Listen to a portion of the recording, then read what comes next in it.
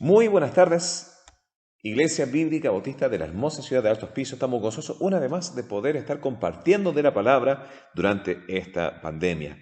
Hoy vamos a estar culminando con nuestra serie acerca de los dones espirituales, en las cuales ya hemos tocado hasta ahora 6 de los 7 dones que Dios ha entregado para la edificación y la fortaleza de la iglesia. Como repaso rápidamente, estas son el don de servicio, el don de generosidad, el don que es para gobernación, que es la que se menciona como presidir, el don de misericordia, exhortación y enseñanza. Hoy vamos a ver el tema del don de la profecía. Y ahí dejé este para el final porque tiene un cierto nivel de complejidad y diversidad de opinión este punto. Para entender el tema, hay que diferenciar entre los 3 diferentes periodos que encontramos de profecía en la Biblia. Y luego de entender las diferencias, vamos a poder entrar en su funcionalidad, en su uso actual. Entonces, sin mayor adelanto, vamos a lanzarnos al mensaje de esta tarde. Voy a empezar, este mensaje va a ser algo diferente, que normalmente hago un mensaje que o da una motivación o una instrucción o una estrategia para lograr algo, pero el día de hoy creo que encuentro que es sumamente importante poder entender un poquito de teología, un poquito de Biblia, entender qué es el marco de todas estas cosas para finalmente llegar a una conclusión final. Entonces, voy a empezar con el Antiguo Testamento cuando vemos el tema de lo que es la profecía. Ahora, las palabras que se encuentran en el Antiguo Testamento para el profeta son 3. Hay un poquito más de 3, pero son 3 los predominantes. Uno de ellos es el más común de todos, la palabra Nabá, ¿ya? Después está la palabra Chazá, después Marej y Roe, son 4 de ellos, pero los primeros 3 son los predominantes, que realmente encapsulan una gran cantidad de usos en el Antiguo Testamento. Pero el predominante es Nabá. Nabá significa en el hebreo alguien que habla de manera inspirada o alguien que canta de manera inspirada. En pocas palabras, es la persona que está expresando un mensaje que viene de parte de Dios. Esa palabra Nabá y se traduce en el español como profecía. La segunda palabra, que es chazá, chazá es una persona que ve algo. Y acá estamos hablando de una persona que tiene una visión. Y se ocupa 130 veces en el Antiguo Testamento. Marej también tiene esa misma connotación de visión. Pero por lo general, cuando se habla acerca de un profeta en vez de vidente, y el vidente el que veía una visión, el profeta era alguien que venía hablando de parte de Dios. Y vamos a estar viendo las funcionalidades que tenían los profetas en el Antiguo Testamento. Y al entender cuáles eran sus funcionalidades, ahí luego vamos a continuar a ver lo que es en el Nuevo Testamento, construyendo sobre esta primera instancia. Entonces, los profetas, número 1, tenían la motivación de dirigir las personas de vuelta a la ley. Ellos tenían que motivar a la gente a regresar a la ley. La ley era la declaración que Dios había entregado para que las personas supieran qué tenían que hacer, qué no tenían que hacer, qué era bueno, qué era malo, los patrones que Dios había entregado, además del sistema religioso, del sacrificio, alabanza y sacerdocio. Entonces, Dios con Moisés había establecido un sistema de tener una conexión, ¿ya? La palabra religión, una palabra latín, significa religando con Dios. Algo que antes estaba roto, ahora se está reincorporando. Dios había incorporado un sistema para poder reincorporar al hombre con Dios. Y ahí esa es la ley. Entonces, cada cierto tiempo había gente que se enfriaba en su fe, se enfriaba, se alejaba de Dios, se iban tras los ídolos, y era la obra del profeta de motivar a la gente a volver a Dios, a tratar de reavivar, de confrontar el error, de realmente atacar ese pecado. Gente que cae en esta categoría de funcionalidad de profeta, tenemos al profeta Elías, que fue a confrontar el pecado de Acab y el pecado nacional, de regresar a Jehová y desechar a Baal, Astarot y los otros ídolos. Habían diversos profetas, además de Elías, como Eliseo y otros más, que fueron a reyes con la intención de que ellos también volvieran a Dios. Jeremías, uno también predominante que estaba proclamando de parte de Dios los errores, los pecados de la nación y empujando de vuelta a la gente a regresar a Dios, lo cual no hicieron. El último de estos grandes profetas, y el más grande de todos según Cristo, vamos a hablar de esto un poquito más adelante, era Juan el Bautista.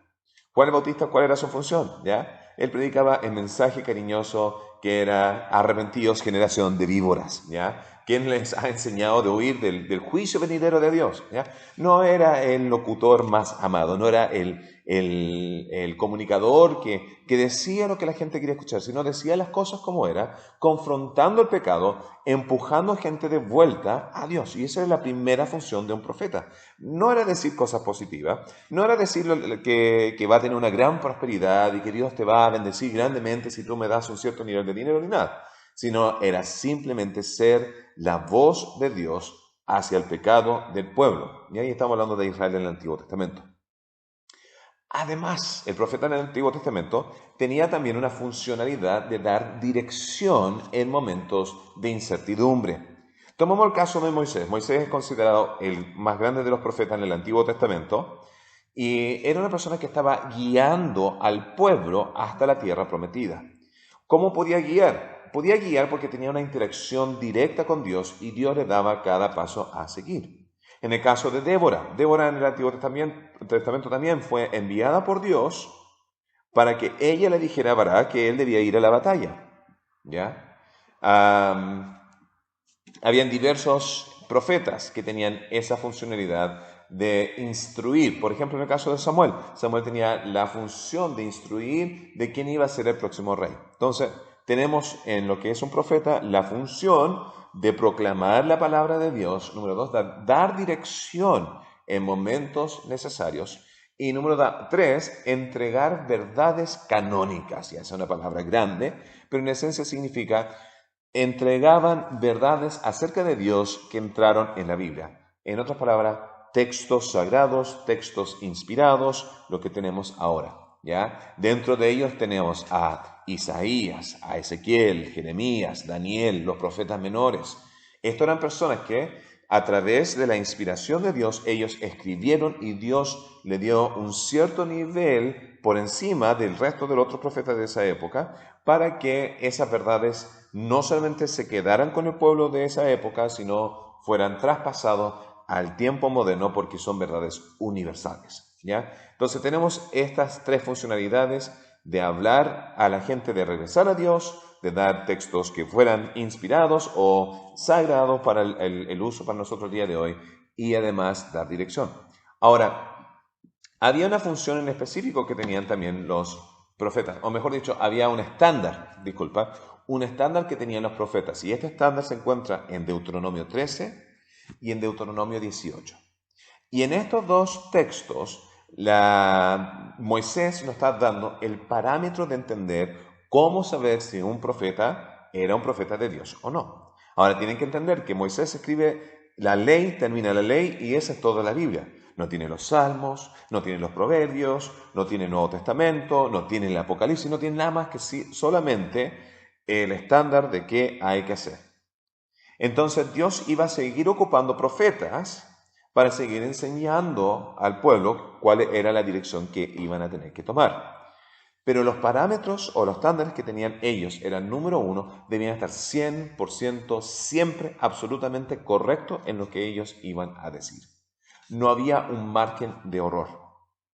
No había un margen de error en tema de tiempo, en lo que iba a ocurrir, si ocurría a medias o no, tenía que ocurrir 100%. Y esa era la prueba de entender que era alguien que venía de parte de Dios. La función del profeta no es simplemente decir, el día de mañana va a ocurrir esto, no es un vidente, no es alguien que puede ver el futuro, sino esa funcionalidad de hablar acerca del futuro era entregado para poder validar el mensaje de presente que ellos tenían. ¿Ya? ¿Por qué tiene esto? ¿Por qué esto es importante?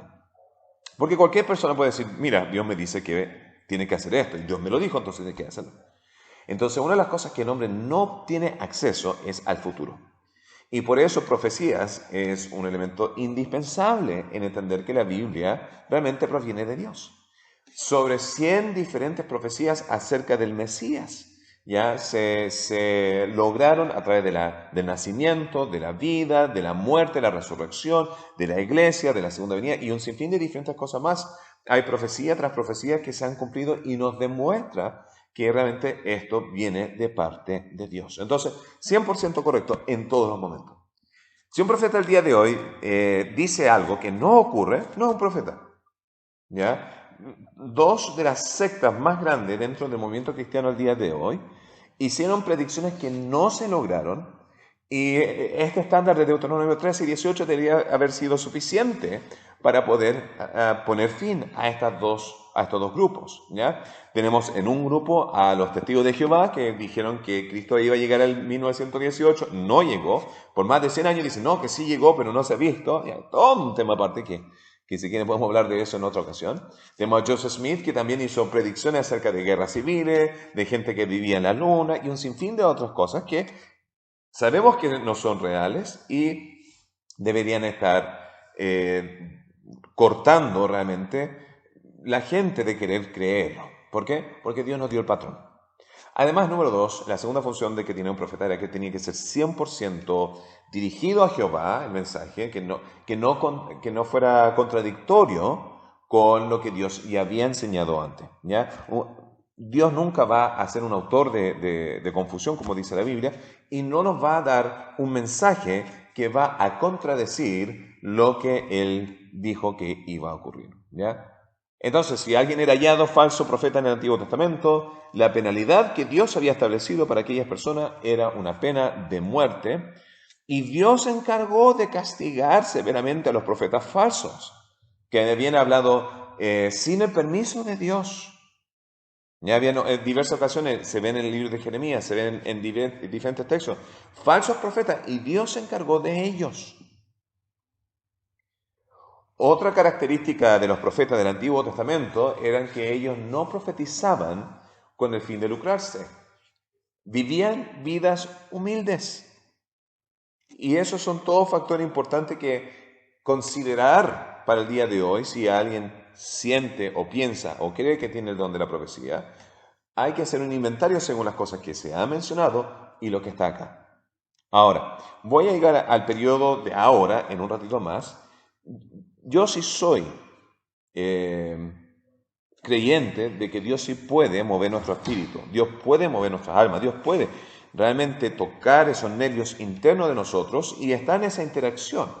Entonces no estoy diciendo que Dios ha cesado en esa área, pero me estoy adelantando. ¿Ya? Entonces, el periodo del Antiguo Testamento eran profetas para poder dirigir al pueblo, para dar la enseñanza, de volver a la escritura de Dios. Eran gente severa, no eran gente simpática y no eran gente que se lucraba. Ahora, avanzando al Nuevo Testamento, ¿ya? En el Nuevo Testamento empezamos con los evangelios, tenemos a Juan el Bautista, que era considerado tanto por el pueblo como profeta, e incluso Jesús dice que no hubo mayor que él de todos los profetas, y que en esencia los profetas para Israel, como dispensación de la ley y el uso de Israel, terminaban con Juan el Bautista. Ahora, Jesús también el pueblo consideraba como un profeta.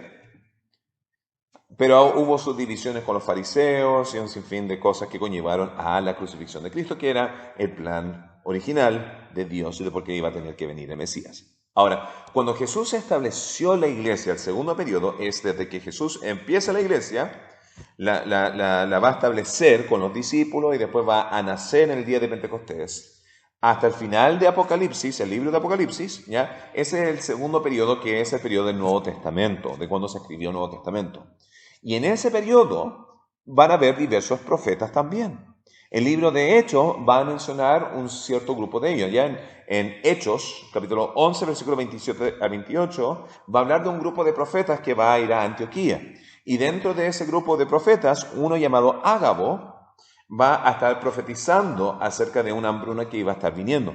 Incluso ese mismo profeta le va a estar diciendo a Pablo que no vaya a Jerusalén porque le viene una gran calamidad. No obstante, Pablo dice, no puedo ceder de hacer lo que voy a hacer porque tengo un llamado mayor. Entonces, este profeta le estaba instruyendo, dándole a entender las cosas que iban a venir. Otros profetas que se mencionan, tenemos Hechos capítulo 13, versículo 1. Cuando iba a comenzar lo que era el primer viaje misionero, donde ya la iglesia se había dispersado, estaba en Jerusalén, pero se había dispersado a diferentes áreas por la persecución y solamente se juntaban entre gentiles. Una iglesia en específico, la iglesia de Antioquía, Dios a través del Espíritu Santo le puso en el corazón el deseo de ir y empezar a predicar el Evangelio a todos. Y para seguir la gran comisión. Y acá se menciona a Pablo, a Bernabé y a 3 otros como profetas también. Luego más adelante, después del concilio de Jerusalén, tenemos un problema donde hay que arreglar un problema de doctrina que se empezó a disipar con el grupo farisantes que estaban demandando la circuncisión como parte de salvación y tenían que corregir esa mala doctrina.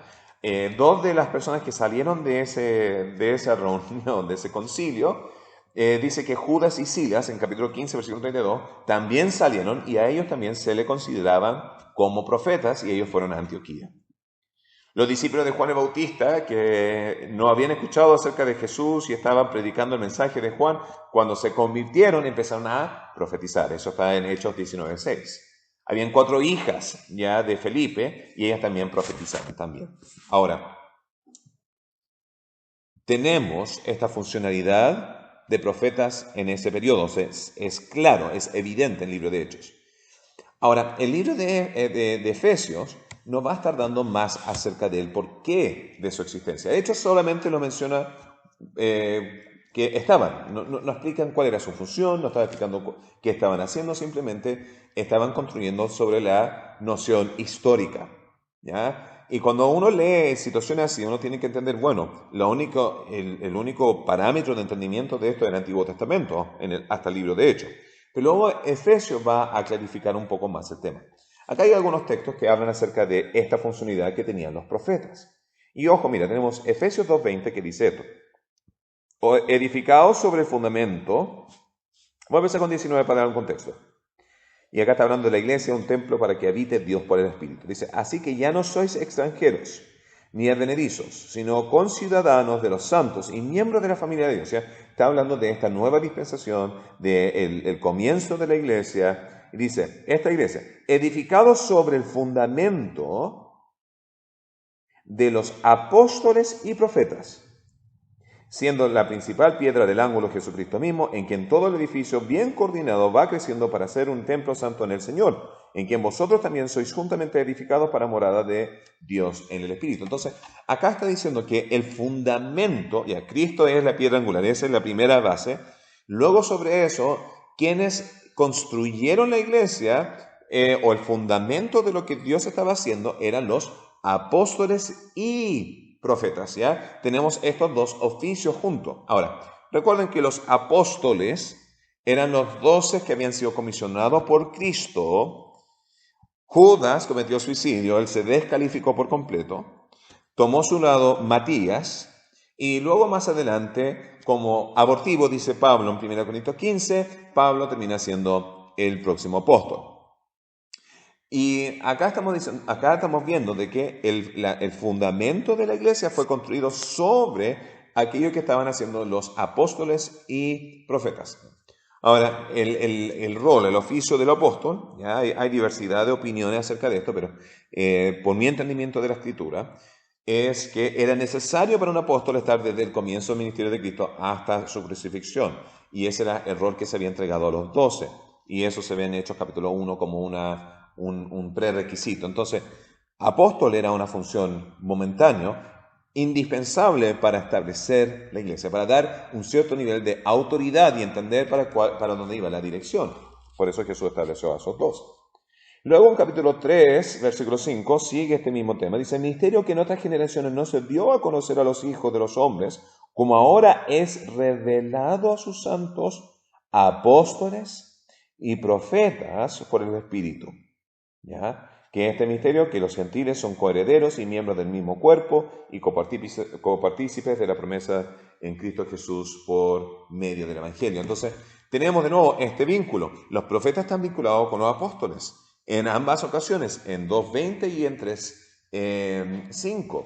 Un poquito más adelante, ya un texto sumamente conocido, Efesios 4:11, dice esto: Él mismo, Jesús, constituyó a unos apóstoles, a otros profetas, a otros evangelistas, a otros pastores y maestros, a fin de perfeccionar o completar o terminar a los santos para la obra del ministerio, para la edificación del cuerpo de Cristo, hasta que todos lleguemos a la unidad de la fe y del conocimiento del Hijo de Dios, a un varón perfecto, a un cuerpo completo, a la medida de la estatura de la plenitud de Cristo, y ahí está la razón, para que ya no seamos niños fluctuantes llevados por doquiera.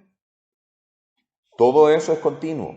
Y ahí vamos a estar hablando acerca de el término de este periodo, pero este periodo se había entregado estos roles para establecer la iglesia, para tener un cuerpo sano, un cuerpo fino, un cuerpo completo, con una función, para que no fuéramos llevados por cualquier ola de doctrina. Ese texto no puede decir que han sido entregados para que seamos un cuerpo perfecto, y ese cuerpo perfecto es cuando lleguemos al cielo. ¿Por qué? Porque en el cielo ya no vamos a tener la preocupación de ser llevados como por mala doctrina, porque ya vamos a estar allá. Entonces, ese texto está vinculado con otro texto que vamos a estar viendo en 1 Corintios 13. Ahora, Dios estableció estos oficios específicos para la edificación del cuerpo. El profeta en el Nuevo Testamento es un oficio dedicado para aquello que vamos a ver. Ahora, tenemos 2 libros que hablan a la iglesia, donde dice que no debemos impedir el uso de estos dones espirituales. Estos 2 libros son de los libros más tempranos del Nuevo Testamento. Uno es Tesalonicenses y el otro es Corintios. La primera carta de Tesalonicenses fue escrita durante el segundo viaje misionero, cuando Pablo había llegado a Corinto. La carta de Corintios fue escrita cuando Pablo estaba esos 3 años en Éfeso, ¿ya? De las cartas más tempranas, al comienzo de todo lo que se está escribiendo en el Nuevo Testamento.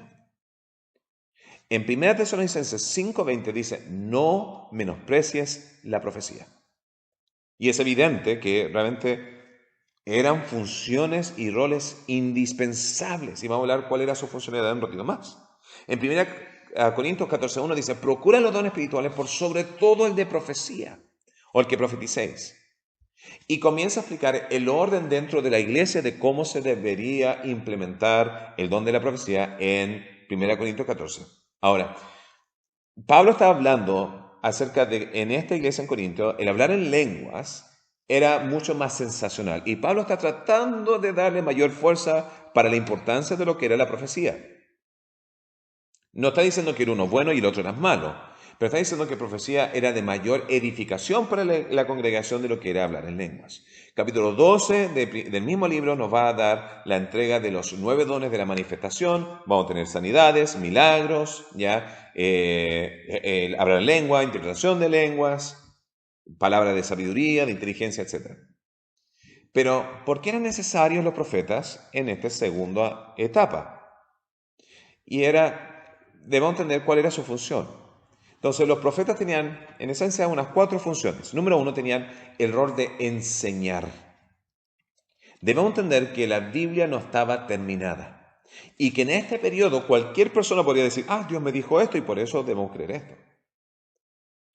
En este periodo de la iglesia, de su nacimiento y desarrollo, era necesario tener doctrina sólida. Porque lo único que tenían ellos, cuando la iglesia Pablo estaba predicando a Cristo, y eso era todo lo que tenían. No tenían el Evangelio de Mateo, ni Marco, ni Lucas, ni Juan. Ellos mismos estaban dando la enseñanza. Y tenían que corroborar que lo que ellos están enseñando era divino. Porque ¿qué diferencia tendría él con cualquier otro charlatán? Entonces, por eso ellos podían hacer milagros, y sanaciones, y profecía, y wow, era como, esto es maravilloso. Ahora quiero que te pongas en la situación. ¿Qué pasaría si todo lo que tuvieras en este momento sería solamente el Antiguo Testamento? No seríamos diferentes a las sinagogas. Y Pablo iba de lugar en lugar, iba a las mismas sinagogas, y todo lo que tenían era el Antiguo Testamento. ¿Para qué tener una iglesia si ya tenemos la sinagoga? Entonces, profetas eran entregados para poder dirigir en la enseñanza. Y ahí entra la palabra nibi o navi, ¿ya? Que era en esencia hablar de parte de Dios. Además de lo que era la enseñanza directa a la iglesia local, también el profeta tenía función de entregar enseñanzas inspiradas que terminarían en el canon y lo que es doctrina al día de hoy. ¿Ya? Pablo, ya este híbrido entre profeta y apóstol, nos tuvo con Cristo, escribió la mayoría del Nuevo Testamento o más que cualquier otro. Entonces tenemos su establecimiento, incluso el libro de Santiago, ¿ya? Que muchos consideran que no es el apóstol Jacobo, sino es el medio hermano de Cristo, ¿ya? Hijo de María y hijo de José. Jesús era hijo de María, pero hijo de Dios Todopoderoso. La tercera función sería una función de dirección. Y además de enseñanza y escritura, también tenemos la función de dirección, de exhortar, de edificación, de consolación. Pero este tema de dirección era importante porque realmente la salud y el futuro de las iglesias estaban en lo que esas primeras iglesias estaban haciendo. Finalmente tenemos la entrega del conocimiento del futuro, ¿ya? Que fue dado a Juan en el libro de Apocalipsis. Entre medio también Corintios y Tesalonicenses hablan acerca de elementos, y Pedro también habla de elementos del futuro. Pero aquí llegamos al punto de división actual entre muchas diversas iglesias. Y realmente para mí este es un tema muy sensible, porque yo quiero a todo creyente, yo quiero a todo cristiano, pero este es un punto donde realmente se raya una diferencia entre iglesias que tienen una postura más protestante y otro grupo que es la postura un poquito más carismática, ¿ya? O evangélica, en lo que nosotros conocemos acá en Chile como la connotación evangélica, o también la connotación que se llama pentecostal. Y es entendiendo o la manera en que interpretamos 1 Corintios capítulo 13. ¿Ya? 1 Corintios capítulo 13, en versículos 9 al 10. Vemos en el medio de todo lo que se habla de lenguas y profecía, entre el capítulo 12 al 14 de Corintios, justo en el 13, en el medio de todo, da estos versículos, dice así, porque en parte, en versículo 9, en parte conocemos. Bueno, vamos a empezar con el versículo 8, dice, el amor nunca deja de ser, pero las profecías se acabarán, cesarán las lenguas y la ciencia acabará.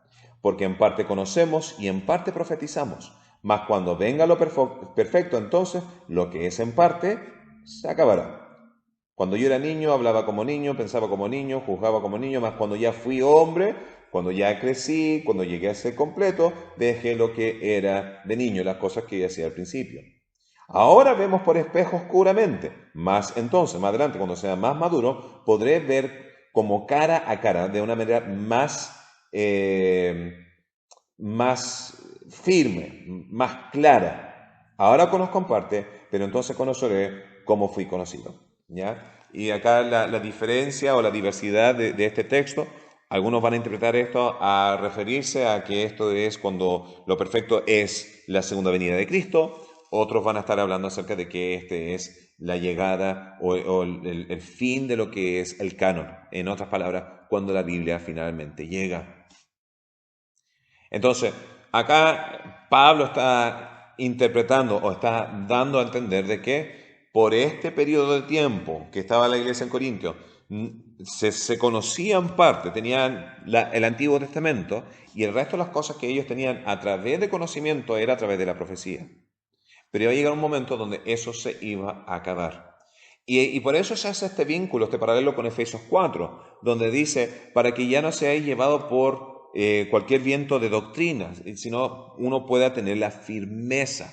¿Ya? Históricamente hablando, por los primeros, desde el principio hasta los 1900, siempre se interpretó ese texto para referirse a la Biblia. ¿Ya? En 1900, al principio de ese siglo, ya empezó un cambio a ese entendimiento con el comienzo del movimiento pentecostal. Pero el libro de Apocalipsis creo que nos da la advertencia, ¿ya? Que es importante entender que hay un cierre a lo que es una entrega inspiracional de la palabra de Dios, ¿ya? En Apocalipsis 22, 18, ¿ya? Últimos párrafos de toda la Biblia, Juan va a estar dando, el último apóstol vivo hasta ese momento, Dios le dio la última revelación para que nosotros supiéramos que era de venir. En 22, 18 dice, si yo testifico, Juan, a todo aquel que oye las palabras de la profecía de este libro, si alguno añadiere a estas cosas, Dios traerá sobre él las plagas que están escritas en este libro. Juan estaba siendo bastante firme, que no había que añadir. Ahora, yo voy a interpretar eso a decir, Juan, el último apóstol vivo, el último que entregó inspiración, él muere y no hay que añadir más canon. Y al no tener que añadir más canon, ya no es necesario el oficio del profeta para poder entregar el mensaje de lo que era la doctrina de Dios. Incluso, lo encuentro bien interesante que Pedro va a hacer una advertencia haciendo esta interesante distinción. En 2 de Pedro 2:1, ¿ya? Dentro de todo este tema. 2 de Pedro 2:1 dice así, pero hubo también falsos profetas entre el pueblo, y está hablando de Israel en el Antiguo Testamento, como habrá, y está advirtiendo para el futuro, entre vosotros, entre los cristianos, falsos maestros que introducirán encubiertas herejías destructoras y aún negarán al Señor que los rescató atrayendo sobre sí mismo destrucción repentina. Acá Pedro está haciendo la distinción. En el Antiguo Testamento habían falsos profetas. Ahora, en el futuro, tengan cuidado porque van a llegar falsos maestros. Fácilmente pudo haber dicho, van a haber falsos profetas, ¿ya? Como vieron en el Antiguo Testamento, también en el Nuevo Testamento. Pero ahora que ya se culminó el Nuevo Testamento, ¿ya? Ahora que se estaba terminando lo que era el canon, ya teniendo este libro, el tener un falso profeta realmente que viniera con otra enseñanza hubiera sido mucho más fácil de decir, no, tú no vienes de parte de Dios. ¿Por qué? Porque ya tenemos el Nuevo Testamento. Entonces se torna a un falso maestro viniendo de Satanás porque va a tratar de adulterar las enseñanzas del Nuevo Testamento. Ahora, la clave de entender qué es el espíritu de profecía, por qué existe, cuál es su función y cuál es su dirección, lo va a decir un ángel a Juan en Apocalipsis 19:10. Me tomé con este versículo al principio de esta serie y lo encontré fascinante. Dice así, yo me postré a sus pies para adorarle. Juan iba a adorar al ángel porque estaba tan asombrado de todas las cosas que venían. Y él me dijo, el ángel, mira, no lo hagas, yo soy consiervo tuyo y de tus hermanos que retienen el testimonio de Jesús. Adora a Dios, porque el testimonio de Jesús es, ¿qué cosa? El espíritu de la profecía. El espíritu de la profecía, entonces, en esencia, es el testimonio de Jesús. El profeta en el Antiguo Testamento apuntaba hacia adelante a Cristo. En el Nuevo Testamento, los profetas que iban a Antioquía, Pablo predicando el Evangelio, todas esas cosas apuntaban hacia atrás, a Jesús y a su segunda venida en el libro de Apocalipsis, a Jesús. Todo lo que es profecía va apuntando para la exaltación, no del hombre, no para el beneficio del hombre, sino para la exaltación de Cristo.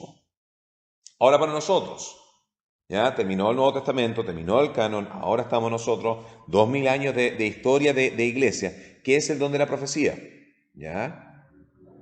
Bueno, como lo expresa la palabra Navá. Yo diría que el don de la profecía actual tiene dos funcionalidades. Número uno, hablar con autoridad divina. Hablar con autoridad divina. ¿Y cuál es esa autoridad divina? ¿Cómo se logra? A través de la predicación de la palabra de Dios. La palabra de Dios que ha inspirado y ha preservado, que está en nuestras manos ahora. Su sagrada, especial, única, vivo libro que se llama Biblia. Sea si estoy predicando el Evangelio para salvación, ¿ya? El espíritu de la profecía es el testimonio de Cristo para salvación, para justificación, para santificación, ¿ya? Para el crecimiento del individuo, sea entregando la profecía de lo que Cristo va a estar viniendo en el futuro, hablando de las cosas futuras. Ya uno ve lo que está pasando ahora en el mundo con esta enfermedad. Hemos estado sintiendo terremotos, hemos estado sintiendo temblores, estamos viendo cómo el gobierno está cediendo y está tratando de tomar mayor control, y todo esto es en una pauta justificable, pero al ver todas estas cosas realmente es una sinopsis de lo que podría llegar a ser el anticristo. La manera en que el mundo ha distorsionado lo que es moral, ético, la libertad de expresión, al empezar a confinar a gente que tiene una opinión diferente, estamos viendo las manos del anticristo. Había visto un paralelo ayer y me sorprendió de la manera en que Europa empezó a sancionar, a atacar, a hacerle bullying, a justificar, no darle cuentas bancarias, el marginalizar, el opacar, el atacar, hasta destruir a los judíos durante el Holocausto, la Segunda Guerra Mundial y lo que venía antes, que muchas naciones, no solamente Alemania, pero muchas naciones estaban a favor de ellos. El día de hoy está ocurriendo en contra del cristianismo. Nosotros acá en Chile no lo estamos sintiendo tanto. En Inglaterra, noticias del día de ayer, un banco decide sacar el negocio de abrirle una cuenta a una institución cristiana porque ellos tenían supuestamente una postura en contra del movimiento LGBT, lo que sea, ¿ya? De las lesbianas, los homosexuales, los gays, los queers, los trans.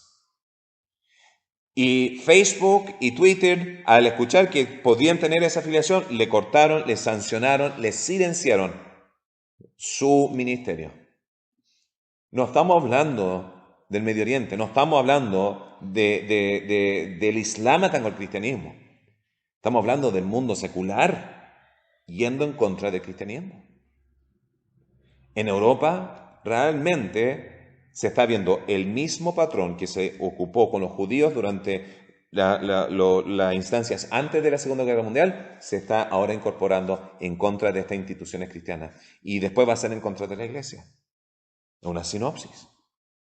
Pero Dios nos ha dado a nosotros la autoridad de predicar la palabra, sea en tiempo o fuera de tiempo, sea popular o sea impopular, sea grato o ingrato, sea cómodo o incómodo. Predicando la parte profética en el libro de Apocalipsis, realmente todas las cosas se están cuadrando. Ahora, no me malinterpreten, no piense que estoy diciendo que mañana va a llegar el rapto, no estoy diciendo eso.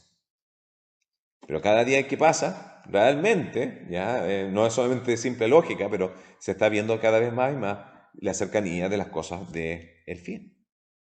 La segunda parte de lo que podríamos estar entendiendo acerca de la funcionalidad del don de la profecía se ve con el tema de el ser dirigido por el movimiento sensible del Espíritu Santo.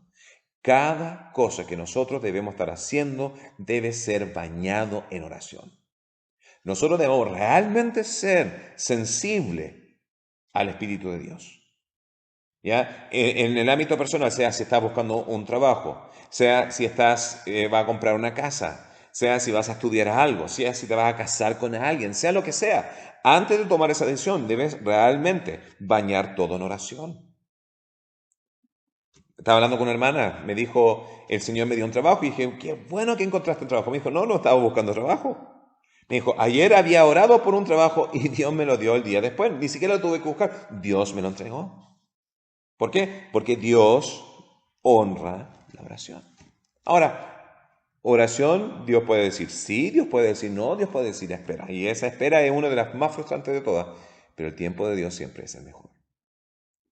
Ahora, en las decisiones de la dirección de la iglesia, cada paso que nosotros vamos a tomar, cada paso que hemos tomado, cada elemento de la visión que tenemos y tendremos, realmente tiene que ser dirigido por Dios.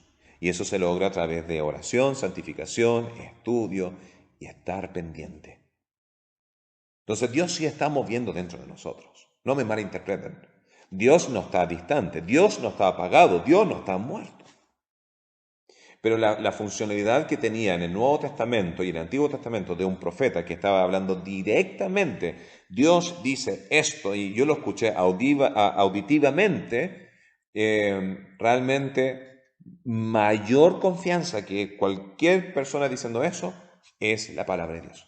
Incluso Pedro nos enseña ese principio. Dice, nosotros vimos la gloria de Dios en el monte de transfiguración, vimos a Cristo glorificado.